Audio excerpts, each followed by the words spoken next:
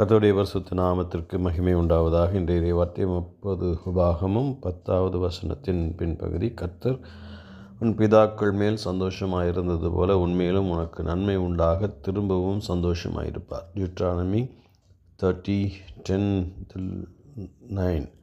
The Lord will again delight in you and make you prosperous just as he delighted in your ancestors என்று வாசிக்கிறோம். தேவன் தம்முடைய ஜனங்களிடத்தில் விரும்புகிறது ஆண்டவரை மகிழ்விக்க சந்தோஷப்படுத்த வேண்டும் என்பது.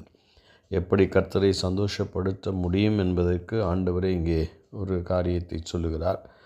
அவர் முக்கியமாக அதை பேசுவது கீழ்ப்படிதலை பற்றி. அவருடைய கட்டளைகளையும் கை கொள்ளுகிற பொழுது அவர்கள் பிதாக்களுக்கு கொடுத்த அதே வார்த்தையை, அதே சந்தோஷத்தை பிதாக்கள் கொடுத்தது போல உங்களுக்கும் நான் நன்மை உண்டாக உங்கள் பேரிலே நான் சந்தோஷமாயிருப்பேன் என்று ஆண்டவர் சொல்லுகிறதை பார்க்கிறோம். கர்த்தரை சந்தோஷப்படுத்துகிறது என்கிறது ஒருபுறம் இருந்தாலும், ஆண்டவர் அவர்களுக்கு நன்மையை வழங்குகிறதின் நிமித்தமாக ஆண்டவருடைய பிள்ளைகள் தன்னை மகிமைப்படுத்தி அவருடைய வார்த்தைகளை ஏற்றுக்கொள்ளுகிறதிலே அவர் மகிழ்வு கொள்கிறார், சந்தோஷப்படுகிறார் என்கின்ற ஒரு செய்தியை இந்த வசனத்திலே வாசிக்கிறோம். கர்த்தர் இந்த வார்த்தைகளை ஆசீர்வதிப்பாராக. ஆமென்.